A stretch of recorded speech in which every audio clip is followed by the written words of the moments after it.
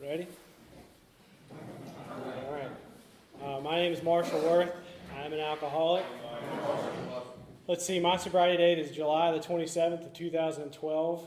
Home group is there as a solution, like Brian said. We meet Tuesdays and Thursday nights, 7 p.m. If you find yourself down in the area, please come by. We'd love to have you. Love for your help and just carrying the message to the area, for you to be a part of us that night and just do some of God's work. Let's see. I'm grateful to be down here. I don't get to come down here a whole lot. Certainly since I've gotten sober, my life has changed a lot. Anybody can say that, but life has certainly happened. I've got a family now. I've got a couple of little kids, and what I started out doing in sobriety and the service that I did in sobriety has changed over that time, and my life has changed around that. And so I'm grateful to be able to be called upon to do service work, to come out and to just be a part of other people's lives for a little bit. And at the same time, I'm grateful and honored to be down here because in my mind, they're probably, I don't know how many, maybe 3 or 4. There's here and other principals in Raleigh, and there's a solution, one Rocky Mount, maybe Andrew. But there are groups that I think are almost like sister groups, and I was talking to this with some people tonight. But they're places where I go where I know that I feel at most home. I walk into a lot of AA meetings, and I feel at home a lot of the time there. It's just something that happens to me. But there's something about the core group of members here and in those other meetings that is more to me than in any other place in the world. And I hate this term, but there's probably something to it, the sponsor lineage or whatever you want to call it. I don't like that term, but I think there's something there where a lot of people here that have gotten a message from maybe somebody like Don P. from Colorado or Tom I. Somebody like that where they've been able to carry the message and you see the effect of it through these meetings. And so I'm honored to be here because what it means to me is, I remember walking in that first night to There Is a Solution, and that group, honestly, it saved my life. I don't know if I would be dead right now. I certainly wouldn't be doing anything worth living.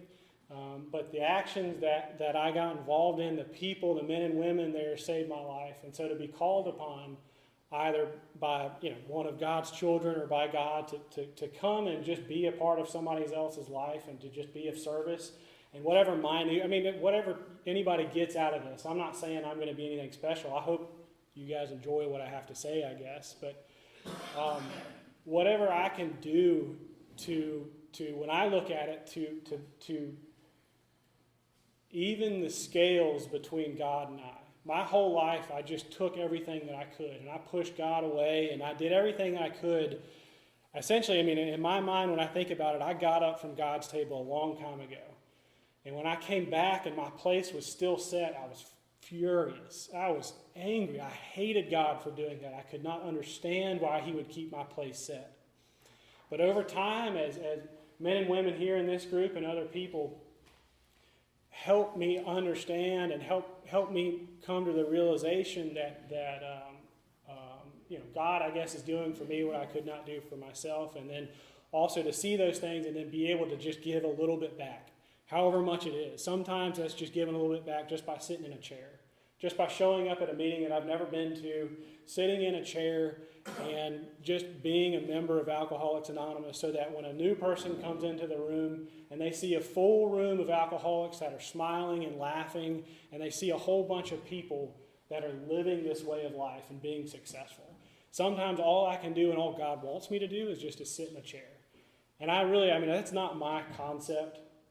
That was taught to me by my sponsor. So I didn't just come up with that. I have to learn these things. So I'm honored and I'm grateful to be here. It certainly didn't always start out this way. Obviously, I think for most people we can always start that way.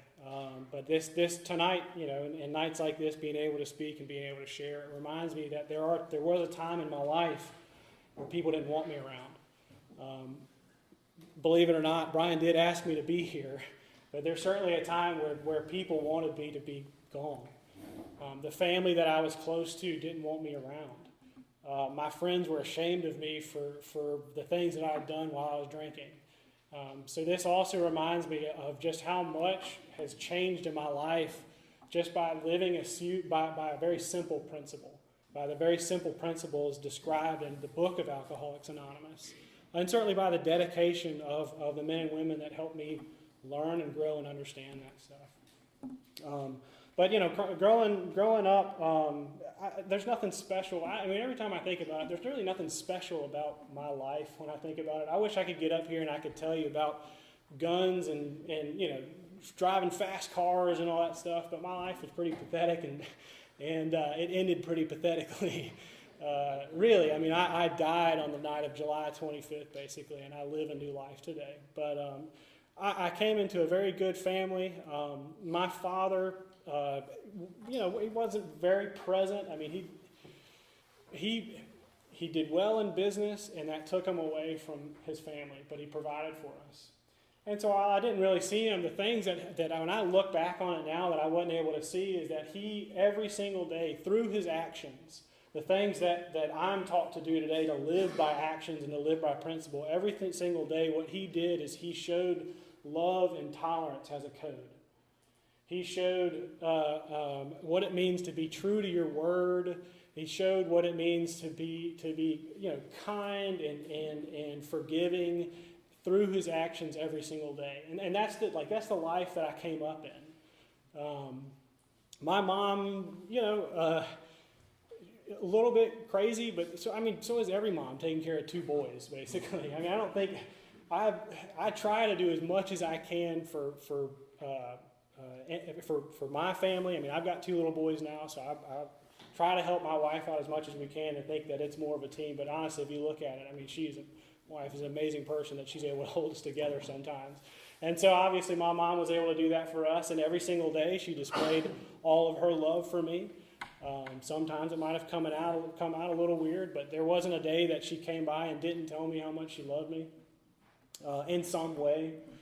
I have an older brother who, he's an older brother. If anybody's got an older sibling, you probably know what I'm talking about. We fought. I thought he was a jerk sometimes. As it turns out, I was resentful, and I had a lot of things to take care of on my side of the street just for us to have a relationship today, but I couldn't figure that out until several years into sobriety. But there's nothing there that turned me into an alcoholic, that set me up against the world. If anything, again, like the first thing that I was saying is that, God has done for me what I couldn't do to myself. From the very beginning, God has placed me into a family for me to succeed. I wish I could tell you, well, maybe I have now that I'm here. Certainly didn't start that way. But anyway, from the very beginning, what I know, and I think what I hear a lot, and I think what a lot of alcoholics talk about, and what I should also say too is that we're not special, I'm not special. A lot of people talk about this. The way that I describe it is I grew up in just complete and absolute terror of life and of the people in it and of the things around me, just absolutely terrified. I don't think that's anything special to being an alcoholic. I think that's probably just being a human. But I don't know, maybe I just suffered a little bit more from the spiritual malady maybe than I thought other people did. I don't know, just for whatever reason, to me it seems like I just suffered greatly from the very beginning with restlessness, irritability, and discontentedness. Just never happy, always afraid of everything. And so I thought that manifested itself in the ways that I thought that were wrong with, like the problems with my life is the way it manifested with myself. I thought I wasn't good enough. I thought I wasn't smart enough, funny enough, or sexy enough, or tall enough, or whatever it was. I thought I had all these problems. And I tried to convince all of you because I thought if you thought those things about me, then it would be true. And then I could feel better. And so very early on, I started to try and reach out and gain power from everyone else out in the room to make me feel better. And quickly that failed. I mean, by 10 years old, I suffered from pretty serious depression, suicidal ideation, and then kind of withdrew from life until I was about 14. I got behind a computer as much as I could so I didn't have to deal with anything because Again, I wasn't able to draw power from you to make me feel better. So about 14 or 15 is obviously this is going to be a time that I'm never going to forget this, because this was the first time that I got a buzz from alcohol. Because I had all of these problems in my life, had all these things that I thought, I had all these ways that I was trying to solve these problems and solve these things that were wrong with me to remove this terror from my life. And so friends asked me out to another guy's house. And there, I was able to purchase 2 Jack Daniel's bottles, little airplane bottles, and I drank those as quick as I possibly could, as quick as they told me to. And I within minutes, just felt that sense of ease and comfort come over me. And I'll never forget that moment that I knew that something was different. I actually was running in through a door, and I tripped over the door sill or something like that, landed flat on my face. Of course, everybody looks at me, throw myself up, and rather than being terrified in that moment, I felt that ease and comfort, and what I saw when everybody looked at me was, man, look how much they admire me. Look how cool they think I am. Like, look how much, and I looked around, and before I thought, like, man, I'm not good enough to be here. In that moment, when I fell through that door, I burst through that doorway, all of a sudden, I was good enough. And I was better than all of you sitting out there. And I'm smarter than all of you. And I'm funnier and I'm better looking. And all of a sudden, those 2 Jack Daniel bottles, they just cleared, they washed all of that away. And I had a spiritual experience. And what happened is I found the solution to my problems. And from that moment forward, I decided that this is what I'm going to do. This is how I live life. Because I looked out and I figured that you guys must have figured something out. You obvious, I thought, when I compare my outsides to you, you must have figured something out. You don't seem to be as miserable as I feel. Maybe you found something. And then I found it. I found that solution in alcohol. And I made a point to be, at that point, early on, I made a point to be drunk, stoned, or whatever for the rest of my life. That's what I was going to be. And that's what I set out to do in any possible manner. At that time, being younger, it was harder to get alcohol than it was to get anything else. And so I went through kind of, the litany of stuff that's online and in the back alley and all that kind of stuff. And eventually, over time, what happened is those things just kind of fell out of place. Just as an example, I used to smoke pot every day, but there came a point where I just got paranoid all of a sudden. But alcohol never did that to me. Alcohol always provided that ease and comfort, that solution that I craved to actually just be a part of life. I don't know. I just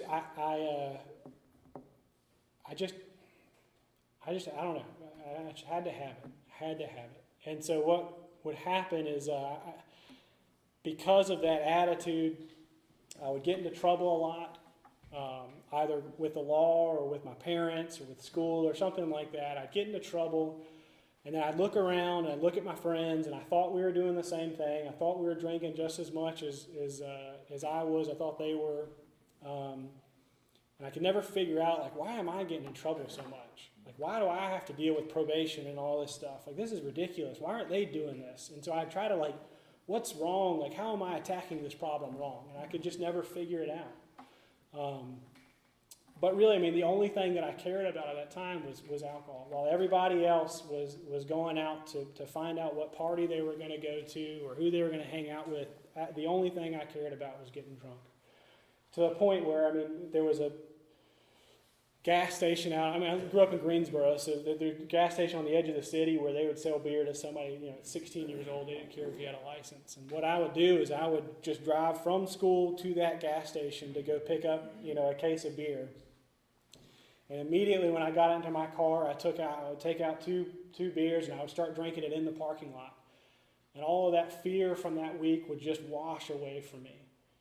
And I was also at the point where I just didn't care. Everybody was trying to figure out where they were going to go, who they were going to be with, how are they going to look. I just didn't care because I had alcohol now. And as far as it mattered to me, I would drive further out into the country. I'd find a place to park, and I would just drink until I passed out. Because that's all I ever wanted to do. That's all I needed. And I hated, I just hated these parties to go to. There's too many people there. I just want to drink. I think that's it. That's all I wanted. I remember too when I was later in life going to bars, and like my wife or my girlfriend at the time, we'd be with a group of friends, and they would all be like, "Oh yeah, let's go to this bar. We go over to Fayetteville Street, or we can do this." And they're like, "Marshall, what do you want to do?" I was like, "I just want to be where they serve alcohol." Like, do they serve it here? And they're like, "Yeah." All right, then let's stay here. It's fine. It's fine. To me, it just didn't matter. The only thing mattered in life is how much I was drinking. And so, by about 18, the summer that I turned 18, I kind of just slid down. I mean, that whole year I just kind of slid downhill. I had gotten kicked out of a school up north, just slid downhill during the summer, and eventually landed in jail. Actually, I think it was about July of 2004. But I remember at this point, when I got into jail, I remember just how disgusted I was at myself. Like all of those times where I was trying to figure out, like, why aren't people getting in trouble as much as I am? Why do I always have to deal with this stuff? And I got into this place, and all of a sudden I was just, like, it just overwhelmed me. I was just disgusted and humiliated, and I mean, this is the first time I'd ever been there.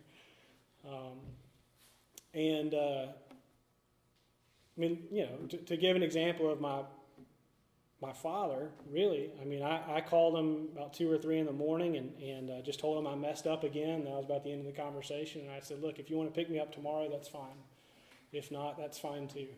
And he came 8 o'clock the next morning. I mean, I was in Stokesdale or somewhere. I mean, an hour and a half away from Greensboro. And he came, he drove and picked me up at 8 o'clock in the morning and bailed me out.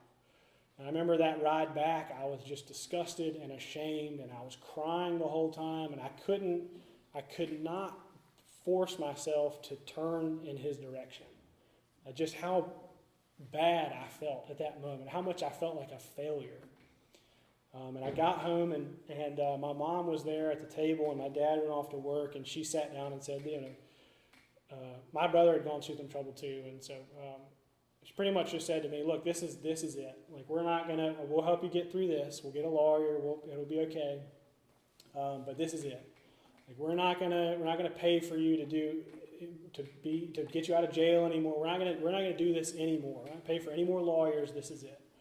Said, "You can either figure out what you're gonna do on your own, or you can go to rehab." And I couldn't speak to her at that moment. I had to go upstairs, and I remember writing a letter to her. And in the letter, just a summary, it was something like, "I just don't understand why these things keep on happening to me. I don't understand why I keep on getting in trouble and I can't stop." I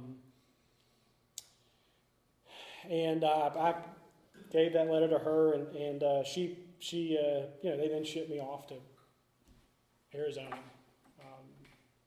And I went to a 30-day rehab, and I was introduced to a 12-step program, a 12-step program.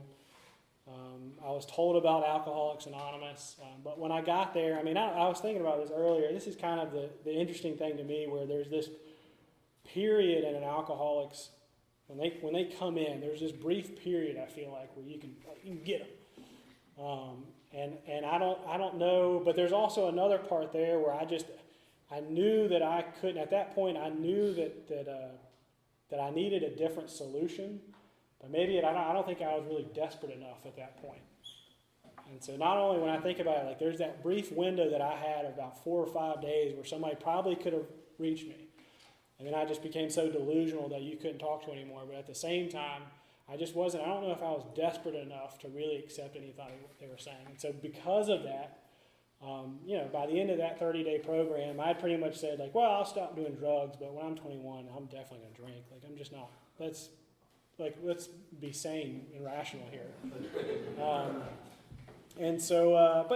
What happened, though, is I committed myself to going into Alcoholics Anonymous. I joined a group in Greensboro. I got a sponsor, started working the steps. Eventually, I graduated high school and got into a college out in Colorado and moved out there. And for a period of about 3 years, I had 6 or 7 sponsors or something like that, but all good men, good people that were trying to help me and trying to get me through this. But through the whole time, I don't know, I just couldn't, they would talk about alcoholism, they would talk about that first step and what it meant, and I just couldn't identify. I just couldn't figure it out. And really, there's nothing to figure out, I just couldn't identify. And so after about 3 years, I was home from vacation.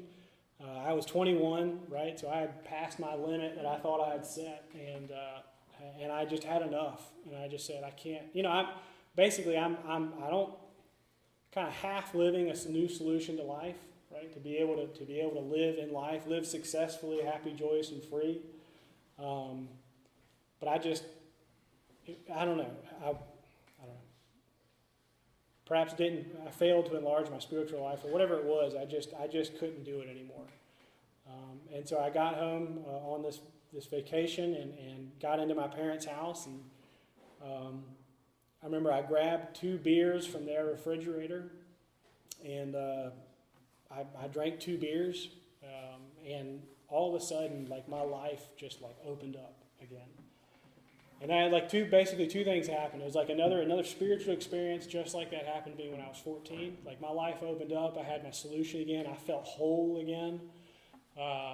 And then at the same time, every time I heard somebody else talk about alcoholism, I would hear this. I would just hear this like Jekyll and Hyde, where they would change immediately on that first sip of beer. I could not get past my concept of alcoholism, or at least what I thought at the time.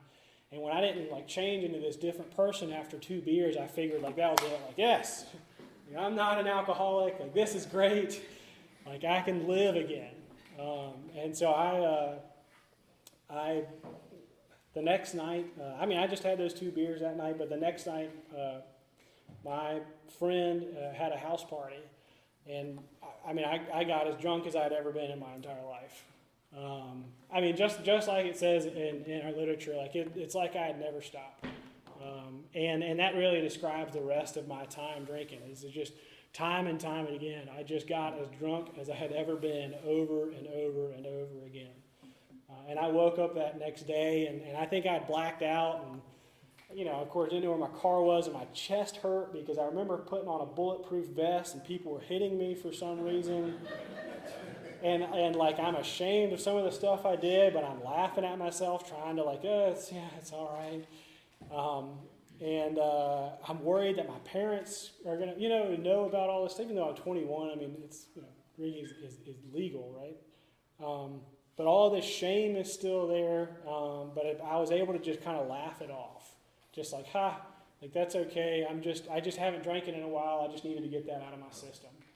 And that was how I rationalized that event. Just immediately I was able to just throw that away. Any and all stuff that I had done the night before that's fine. It's, I'm not going to do that anymore. I just needed to get it out of my system. And that, was about a 6-year period, from 5 or 6 year period from 21 to 26, where I just progressively slid down that scale.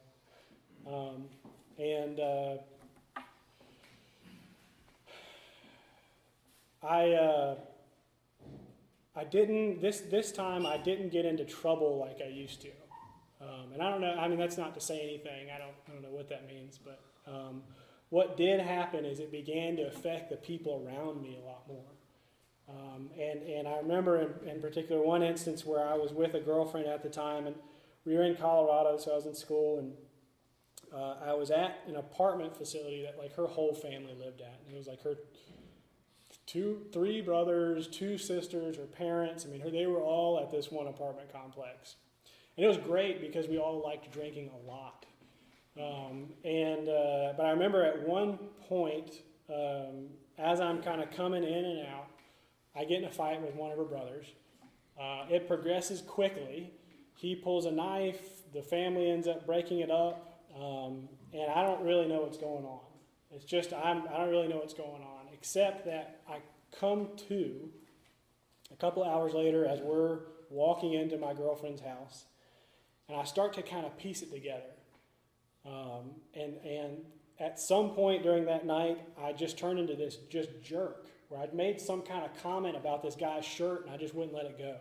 Because I thought I was kind of like, like I'm just being funny, like, I'm rough and tumble or whatever it is. And then it gets serious, and I don't let it go because I can't apologize, or I don't know, whatever that is. So the girlfriend tries to break it up, but I do something threatening, or something happens to her. And so all of these things kind of crash over me. And as we're walking in, all of a sudden I start to realize just like how disgusted I am at my behavior. Like, how could I possibly do this to somebody? At that time, like, somebody that I love so much, and their family that I love so much. How could I do this? And I start crying, and I start apologizing, and it's, I'm not a fighter. To be honest, I've never been in a fight before because it's not me. I was just disgusted at the way that I behaved or what happened during that night, and I just couldn't figure out like what happened. How did that happen? I thought I had so much control over that. After that, her family didn't want me around for a while, and for whatever reason, the girlfriend kept me around, and for a couple of weeks, the what we would say as we would go out to dinner or see other people was, "Oh, Marshall's not drinking right now. He's just going to take a break for a little bit." And I'd kind of go along with it. Yeah, I'm taking a break because I was afraid. I didn't know why I did those things. I didn't know how I got myself into that situation because I never wanted to be that person. I always wanted to be more like my father and to be respectful and loving and tolerant of other people. How did I turn into that horrible jerk? And I was terrified that if I drank, I would turn into that person again. A couple weeks go by, and all right, I don't turn into a jerk when I have a beer. And so I'd start drinking a beer. Another week goes by, and it's, I can have a few beers now. I know my limits. I don't need to go all the way anymore. I can stop at 4 or 5. And that's like I just slid down again. And about a couple of weeks later, I'm just right back at it.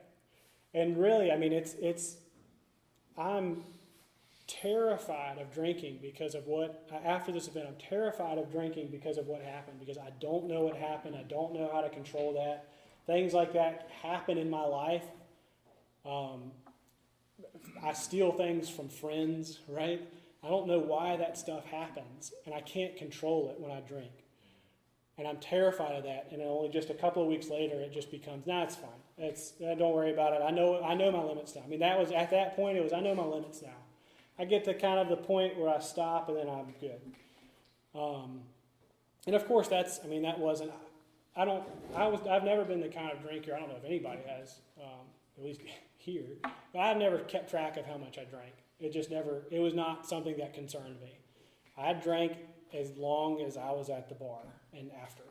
So the stuff like that, I got to this point where it's like, I get that feeling, right, in my head where I know I'm sane because I have enough to drink, and that nice comfort feeling that that's my limit. But I have to drink more. I can't stop when I get there, so I just blow past that, immediately, basically. But eventually I did graduate from college. That girlfriend at the time broke it off, which is the best thing that could have happened to both of us, honestly. And I ended up back in Raleigh, and I ended up in a friend's house of mine with a couple other guys. And from here, again, it just got worse. It didn't get better. Built a kegerator. Decided I was drinking. I didn't have a job, so I built a kegerator, and I thought I was drinking too much because I had this I had a big gold Hooters glass or whatever, and I would drink that just constantly. And I figured at one point, I'm gaining too much weight. So what I'm going to do is I'm only going to fill it up now. This is perfectly sane and logical to me. What I'm going to do is I'm going to only fill it up 3/4 full, and then I'm going to take tequila and I'm going to fill the rest of it up with tequila. And I'm going to stop drinking so much because I'm going to feel drunker quicker. And that, to me, that's like the completely perfectly sane and logical thinking to me that I'm going to stop drinking so much because I'm going to start drinking more liquor. And, again, I just got as drunk as I'd ever been in my entire life consistently. And near the end there, what was happening is I just started to get tired.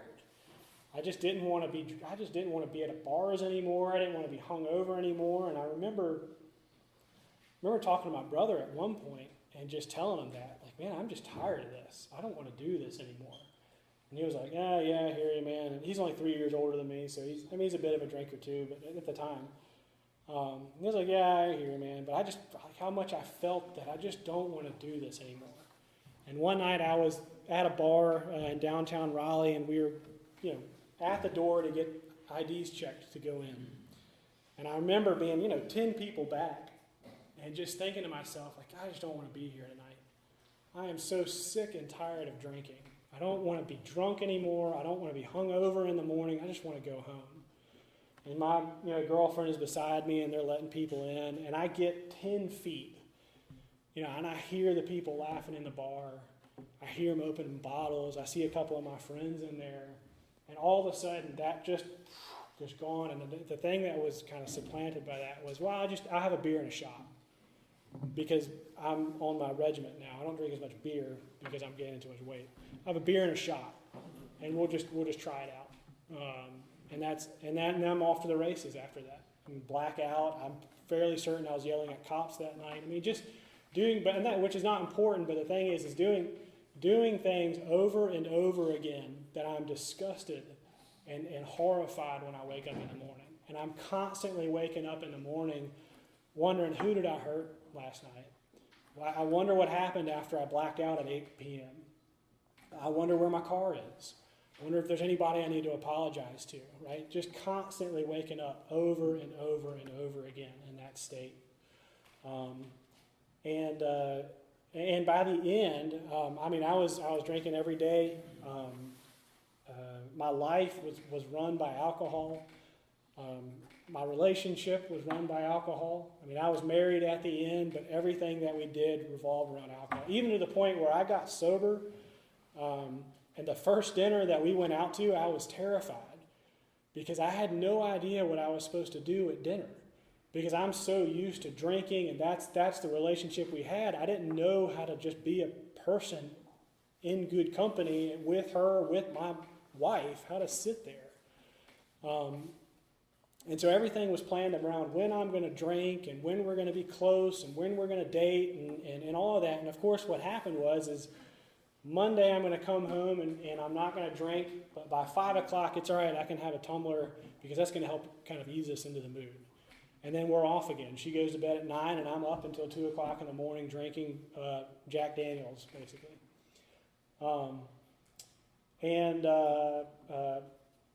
So to get sober here, in the end, I travel a lot for work. I'm very fortunate that I still have the job that I got before I got sober, and I travel a lot. And so there's one particular year or two where I was going to Hawaii a lot, and we would go for 3 or 4 weeks at a time, and we'd have quick turnarounds, and I would go out with a guy that liked to drink just as much as I did. And so over this course of a year, really, just things, again, not like it would have been any other way had I not been in Hawaii, but things just steadily went downhill. And by the end of this, like, I'm stealing from the grocery, this is a business trip, stealing out of the grocery store, I'm buying drugs off of the street, I'm drinking from 8 p.m. to 4 in the morning, and then working from 8 a.m. to 8 p.m. every day, 7 days a week. Like, things are just rapidly going downhill. And I remember again, what came again the last night is we got home from one of these really long days, put our stuff down in the hotel room, and I was just like, man, I just want a beer and a pizza, and I want to go to bed. God, I'm so tired right now. And I talked to my buddy, and I was like, man, let's go to Round Table or whatever, and let's get a beer, and then I just want to come straight back. I don't even want to go farther to get down to the bars. I just want to come back. So we get there, and I'm so looking forward to getting back in bed and going to sleep that night, and we sit down and order 2 slices and 2 beers or something like that. And the waitress writes it down, and she looks at us, and she says, pitchers right now are cheaper than beers. And so I look at my buddy like, I look at her like, that is probably the best thing that I've heard all night. That is the most logical decision I've heard. And said, bring a pitcher out. One pitcher turned into 2 pitchers, 3 pitchers, then we're ordering shots, and it's all over again. All over again. I just so desperately wanted to go to sleep that night. And all it took was for somebody just to, for whatever reason, like that was it, to rationalize staying up until 4 or 5 in the morning again, was that, hey, pitchers are cheaper. I mean, even if pitchers are cheaper, you don't have to drink 6 of them. Like I don't know, but that's it. That's all it took. And so when I woke up the next morning, I was in that same level, just exact same place I'd always been. 4 horsemen over me. I was just terrified, bewildered at what happened. I was disgusted at all of the things that I had done, just horrified. And the only thing that I can guess in that moment is that, again, because it's not like, there was nothing different about that moment. I've been in that spot 1,000 times before and been able to just blow it off and go drinking again. The only thing that I can think of is that for whatever reason, under God's grace, he simply looked down and just said, I think you've had enough. And I remember at that point, when I got up that day, there was something new in my mind. And it was this clarity that I received. It had nothing to do with me or what I did. All of a sudden, it's like I could see my entire life in front of me. I could see everything that I had done. I could see exactly where I had gotten, and I could see exactly where I was going to go. And I was consumed with this despair and this hopelessness because I saw all of this, and none of it was good. Because what I also saw in that moment, through that kind of snapshot of my history, is that every single time I drink, I wake up here or somewhere in the same place. I am always disgusted with myself over and over and over again. I've tried going to church, I've tried going to therapy, and I've tried reading Bibles and books, and tried switching from beer to liquor, and I've tried moving, and I've tried different schools, and I've tried all of this stuff to just help me live. And here I am again. And in that thought was just utter hopelessness and despair. Because to me, in that spot, it's like that's it. I've got nothing else. I have to drink. I have literally got nothing else. And so I was also reminded at that time that there is a person, for whatever reason it came to my mind, that there is a person that I knew, there's one person that I knew in the world that was definitely sober. And I knew without a shadow of a doubt that he was also happy, joyous, and free and living a successful life. And not monetarily successful, but I knew that he was living right, that he built love and tolerance as his code, that he was living right with the world. I knew it. And so I gave him a call. It was a couple of days later that I finally really got in touch with him. I cried over the phone with him, and he lives in Colorado, and he got me in touch with a couple of guys in Raleigh. And so they came to my house on a Sunday night. 2 of them showed up, and they knocked on my door and pulled me outside, and they spoke with me a little bit. And from what I remember from that conversation, is they were talking to me, and finally at one point I just stopped them and said, guys, excuse me, I really appreciate it. I appreciate you guys being here, but you just don't understand. My wife is going to leave me if I continue to drink, and my wife is definitely going to leave me if I stop. You just don't understand. And that to me, that's like when it says in our literature, where it says, I cannot picture life with or without alcohol. That was it right there. Before I'd even read it, right? That to me, that just hit the nail on the head when I finally did read it. Guys, you just don't understand. I appreciate it, but you just don't understand. And so they said, all right, that's fine. How about you go to a meeting tomorrow? Can you stay sober? I said, yeah, I'm terrified. I can't drink. There's no way that I could drink right now. I'm fine. So they picked me up the next night. One guy picked me up, a younger guy picked me up the next night, took me to a meeting called the Way of Life in Raleigh. And we were there 2.5 hours before the meeting, and I was furious because I was in front of a church at 5:30 on a Monday. This guy was, as he did, he was talking to everybody, he was shaking hands, he was lively, he looked like he was enjoying life, and I had my hands in my pocket, and I was just angry. And we got into that meeting when it finally started, and I said, my name is Marshall Worth, and I think I'm an alcoholic. And that right there, to me, right there, that's a part of that clarity that came in. But for me, at that point right there, when I had just a bit of willingness to get into that meeting, of just a crack of an open mind, just to say, I think I'm an alcoholic, that just all of a sudden, everything just blew wide open. I didn't see it at the time. You would have asked me, and I would have told you, again, thank you for your help, but all is lost. It's fine. I'll just live miserably for the rest of my days.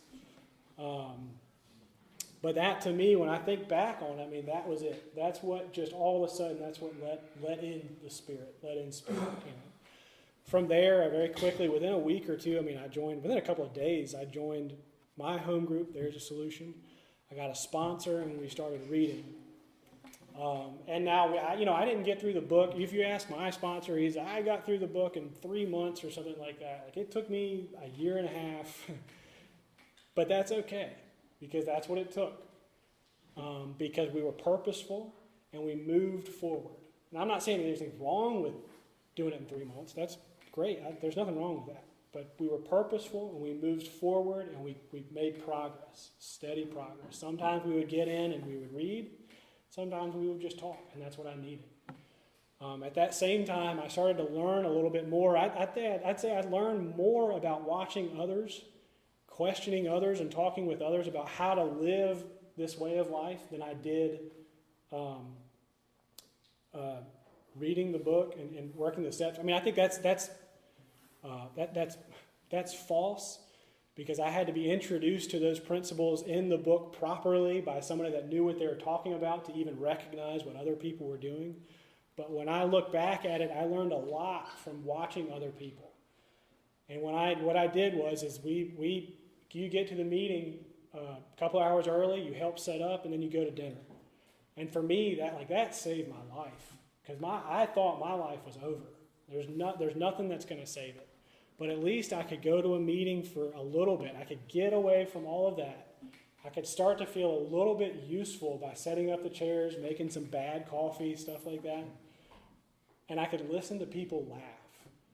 And that stuff saved my life. Getting into service work like that, I don't know, that saved my life. And slowly but surely over time, my fear of life started to kind of lessen. And whereas, when I'd put my head on the pillow at night, I'm terrified of what I did during the day and what's going to happen next. Now the thing I'm starting to think about is, all right, if I can get to a meeting tomorrow night, if I can get to my home group on Tuesday or Thursday, and I can set up chairs, I'll be all right. I know I'll be okay. And slowly but surely over time, instances like reading with my sponsor at this homeless shelter in Raleigh, we got done, and I'm still terrified. And he simply looks at me and says, okay, now we're going to go and see if we can't be of service. To me, that kind of just straightforward, purposeful action is just foreign. Because what I want to do is I want to analyze who is there. Who are we going to talk to? What are we going to say? Where are we going to take them? Yet in that moment, what he showed me is that the only thing matters is that we go out and we be of service. And we stop thinking about it. And that's what we did. And that's what I tried to do. I tried to follow that. And so through those actions, through watching him, my fear of life started to lessen. Through, of course, working through the 4th step and the 5th step and getting these things right, and 7, 8, 9, and setting, cleaning up my side of the street, trying to even those scales more, I could live out in the world again. I remember a very strong, there are a lot of very strong memories for me in early sobriety, thanks to all of you. But there was one where I was with my sponsor at a Mexican restaurant eating lunch. And again, like I said, I was angry at God when I came in here. I hated him, or her, whatever you want to call it. I was absolutely furious. And I'm laying into my sponsor like, why is he doing this to me? Why didn't he help that person?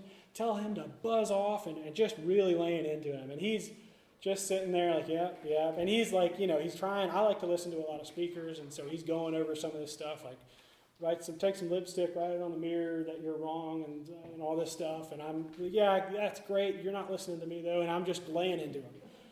And eventually, I don't know if he just got fed up or what it was, but he just eventually just said, "It sounds like you're asking the wrong question." And I said, "I don't know what you're talking about." He said, "It sounds like you need to be asking how instead of why."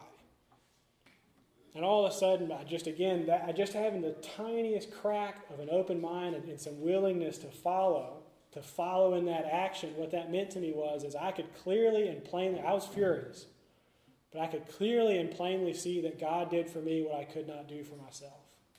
I knew it. Just like the literature says, I've known it all along. It's always been apparent in my life.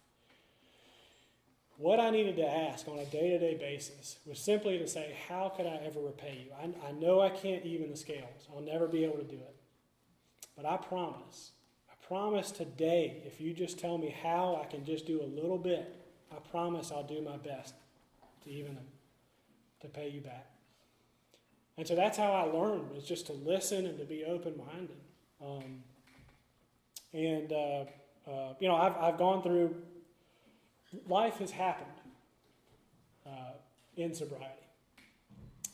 What I believe, though, is that everything has happened purposefully, right? I mean, it's not the point for me to get sober and then all of a sudden, I win the lottery and I do all this and I do it, right? And all that stuff happens. It's simply, I get sober, I join, or I walk the path that God has me, and I simply return to life. I return to my purpose that was there for me from the beginning. And so that means life happens. And I've been through some horrible, about 3 years in sobriety, 2 to 3 years, or 2.5 to 3.5. I went through a dark night of the soul. Just a horrible, horrible dark time where at the end of it, I was ready just to end it all. But what happened is because of what I was taught, because men and women had taken their time to teach me some new things about life, to teach me about Alcoholics Anonymous, what happened are things like I stayed as much as I could in service work. And I would go out of town on a job, and I would try to find a meeting. And then for whatever reason, I'd get to that meeting, and they say, "Hey, you're new. It's good to see, or it's good to see you again. We don't have a chairperson tonight. Will you do it?" Yeah, I'll do it. Or other instances where I have lost control completely. I'm sitting at a Thai restaurant, and I've decided at 3 years that this is it. I'm going to drink again.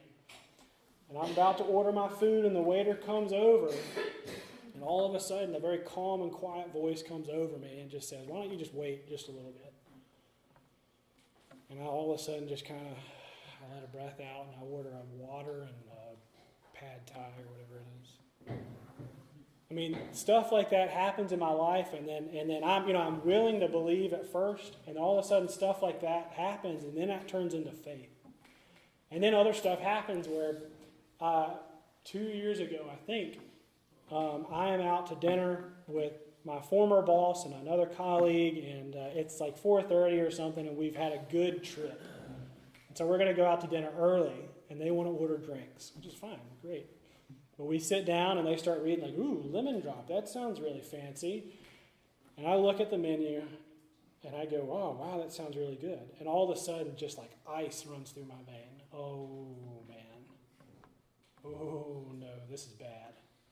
Because I'm looking at that menu, and that drink looks really good. But immediately after that, it's like what you all have taught me, what happens by praying all the time, just by trying to stay in prayer, what happened was the next thought was, why don't you say a prayer? Why don't you say a prayer really quick and just go from there? So I've just quieted myself, and they're doing whatever they're doing, and I said the serenity prayer a couple of times, and all of a sudden I let out a breath, and that was it. I didn't look at that drink menu again. I didn't, that was it. And I was able to join in that dinner as an employee, as just another member of the human race, to be able to celebrate life with them in whatever manner I could. And that's, I mean, I really want to say that's, you know, you could certainly argue that that's the action that I've taken in Alcoholics Anonymous. But what I more believe, the faith that I have today, is that is the direct result of a power greater than myself in my life. I mean, 100%. I don't understand it. I can't tell you any more than that. I don't know where it is or what it comes from. I'm not interested. I feel like I've always wanted to know why. I know less today about it than I thought I knew 5 or 6 years ago or 10 or whatever it is. But it's okay. It's okay. And I just, what I have now is through these actions, through demonstrations, God's demonstrations in my life, through applying these principles that I was taught, what I have now is faith that if I simply stay on the path, that it'll be okay. And again, that doesn't mean that I'm going to win the lottery. It doesn't mean that great things are going to happen to me. What that means is that things are going to be okay, that I can live today sober, and I can be peaceful, and I can be happy, joyous, and free. And that's all I've ever wanted in life. That's the only thing that's what I've always sought. That's what I thought alcohol gave me. That's what Alcoholics Anonymous gives me. Thank you.